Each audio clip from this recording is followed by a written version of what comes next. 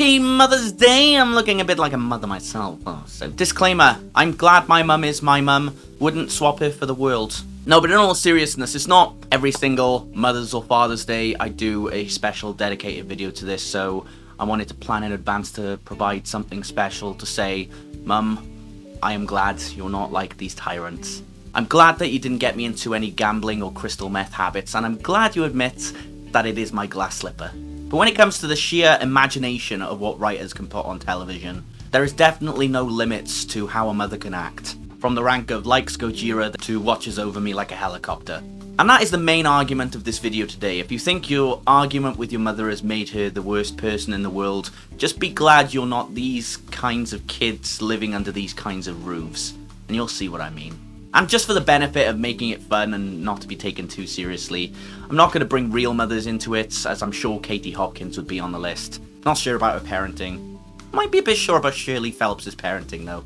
And since Piers Morgan didn't write this, that means Meghan Markle isn't going to appear on the list either. Who is going to appear on the list, however, is one that we never actually see. Unless it's in the form of Johnny 2x4. I mean, as a parent, can you think of going as far as to get the tools necessary in order to take the stairs away if your child is being grounded? And like Harry Potter, he has bars in his window. And based on the fact that all the kind of stuff that Sarah does in her lifetime, she's still the golden child in all of this, isn't she? She gets away with murder. There is a bit of a hidden truth behind all this, that because Sarah will get away with anything, that Ed is now conditioned to believe that if he doesn't take care of his sister in any sort of way, he's going to get in trouble for that, no matter what she does. That's quite a bit of an abusive household to be in. And considering Ed's dad just watches TV all the time, I don't think he gives a shit either. Then we have the magic of Mrs. Turner from Fairly Odd Parents. You know that episode where Timmy wishes he'd never been born? Because quite frankly, for some reason, without doing anything, he somehow makes everybody's lives miserable. But you can see how they have this big house and they thrive in their son not being born. And to make matters worse, they leave their kid with a vicious babysitter. I mean, you can say they are quite blind to know what's going on, as any parent would, and as a successful bully usually paints out for parents like that. But let's throw one hat into the ring. Ew, college funds! I know, let's spend that money on extra cash for Vicky! We don't care how she treats our son! You know, all that complaint about having to save up funds. I mean, look at just how much money they fucking give her! Well, he's definitely going to be able to get into Morris College now. Okay, but what can we say about, you know, mothers with real skin, played by actresses in real time, not just with voices? Lorelai Gilmore is probably one of the most loyal mothers you could have, even after some of the stuff that Rory puts her through. Dumb twat. Emily, on the other hand, this isn't to say that Emily is all bad, but she does have her traits which would definitely get on someone's nerves if they were living with her. You know, it was quite a while after that she was still giving Lorelai grief for running away when she was a teenager. But can we consider that maybe Lorelai ran away because of your judgmental and higher expectation styled attitude? And you know, staying with a baby would only put more pressure on the situation. We know the pair can be pushy, but that kind of pushiness is the thing that does drive people away. Up Spinneroonie there, how could I forget about the Haydens? You couldn't really expect anyone else to be colder than them. Especially when you find out how they blamed Lorelai for their son going off, instead of, you know, just taking responsibility for the situation, which is that common theme in these bad mothers. I mean, that is one of the main themes with the Gilmore Girls. It's this status symbol that people have. It's play on classes, and that is what these two characters were made to represent. So I talked about how disturbing Mom in The Binding of Isaac can be.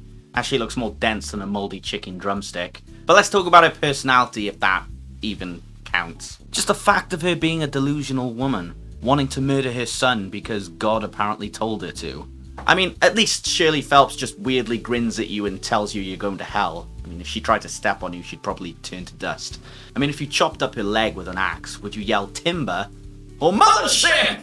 How can we talk about any parent that you don't want as your parent without talking about any parent from Skins? Because Skins has quite a few of them, as that is the common theme within the show. It's a rundown of either a woman whose poor marital life choices further becomes a catalyst for her daughter's psychotic episodes, a woman who has no problem letting her house become a hostel and is yet to appear on Slum Landlords and Nightmare Tenants, or a mum who is so incredibly self-centered that she refuses to believe her daughter's a lesbian and doesn't care about anyone around her because it's her. That is so hurt! But luckily, to her credit, she does kind of redeem herself. Who doesn't redeem herself, however, ever, because that is pretty much the end of the story, is Ruth BYATT, Cook's estranged mother. Now, when you think of Cook's erratic behaviour, his intense drives of mayhem, anarchy, and aggression, getting to the point where his dad doesn't want him, yeah, he's also a mega prick, and inflicts grievous bodily harm on someone else, you have to wonder where that stems from. Because all the way through the story, it's made very clear that his mother's actions, as well as the absence of her, is a huge reason as to why he acts the way he does. And in return, it's until he does something he can't forgive himself for that he starts to quieten down a bit more, humbles himself as he faces the reality of where his life is headed. And the thing is, if he had a supportive mum and dad in the first place, you gotta wonder, would it be the same result? Form her own Psycho Mum YouTube video when she destroys poor Guitar Hero. Rest in peace through the fire and flames. Oh yeah, and she slept with Cook's best friend. Hey, I know your friends very well. So if we haven't got into the psychotic already, and I think I have to be careful with this one, let's start with one we more or less know and love to hate, maybe, and that would be Margaret White, the mother of Carrie. Now, if you're someone who wants to live a little, maybe someone who thinks that everything is sinful, including any form of sexual intercourse, including just a tip, then yeah, Margaret's not going to be the mum for you. Now, to her credit, the schizophrenic disorder is something that had gone undiagnosed throughout, and as such, she lived a life of isolation and solitude. So I don't think it's wise to consider that everything is entirely her fault. Yeah, she still has some responsibility for her actions, and if she's going to be that abusive to Carrie, then Carrie is better off somewhere else. But it's just that sense of being an unfit mother in that sort of circumstance. And then, to top it all off, even trying to murder her. So it already makes us wonder how Carrie will grow up. And who could forget the deranged Pamela Voorhees? You see the common theme with a lot of these being that there is a voice inside telling them to be violent, and being someone trapped in that kind of circumstance has to really suck. The problem with how she treats Jason is that when Jason did very evil things in his childhood, she was there not to either punish him or explain to him why it was wrong, but more or less comfort him. I mean, imagine just knowing your son killed a kitten and then you're just cradling him there saying, well, it might have been self-defense. But because two people didn't keep an eye on Jason, kill everyone. Equivalent exchange. And now Jason, who's actually alive and seen his mother's death and she treated him, has in fact created a monster herself. Because he's now pretty much killing people out of fear in order to protect his mother, who is already dead. The psychological damage like that costed a few lives. Yeah, if you're the brother or sister of Jason, I think you'd want to stay well away from the entire situation. Norma Bates. Not Norma Jean, because she was a good woman and they're a good band. It's weird, see, because when you have a parent who is abusive, you either learn from it in one or two ways. You either learn from it in the fact that you become exactly like them, or want to be absolutely nothing like them. Or because that you fear that you're going to be quite like them, you end up being quite like them to prove that you're not like them. It's nearly the same situation with Pamela, where she becomes a threat to people who she thinks are a threat to her and her son. And in that, it becomes this whole vicious cycle of paranoia that you don't really want to inherit from your mother, do you? I don't know. You do you.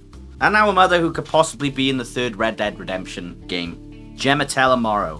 Sounds like one word, doesn't it? And I think the way Katie Sagal played this character was phenomenal. It's one of the best performances I've seen in TV. There are so many schemes that she's come up with throughout the show in order to bring people like Tara down, protect Clay but also go against him, cover up loads of truths from Jax, and then the final straw being that finale of season 6. And that tipping point to where Jax just went all out and, in a way, felt forced to kill his own mother, which, in a sense, led to him wanting to end his own life.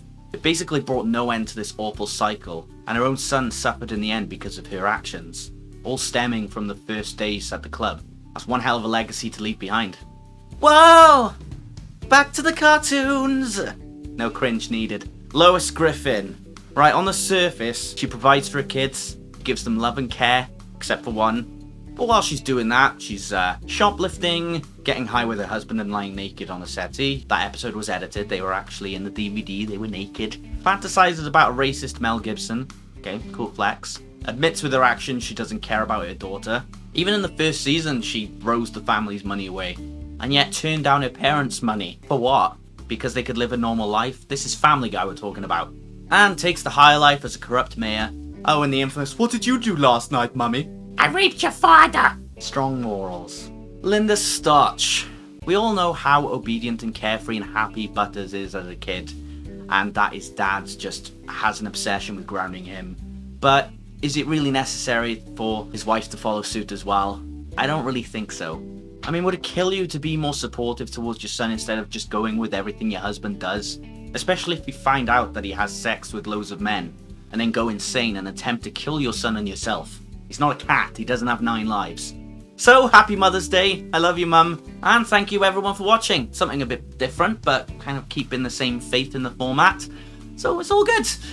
If you want to find me on other places, you can go ahead in the description, or there'll be a thing that'll appear on the screen to show you which social media I'm active on, as well as my Discord where you can suggest new things and find out my latest schedule of things, including my streams on Twitch, and look forward to more stuff.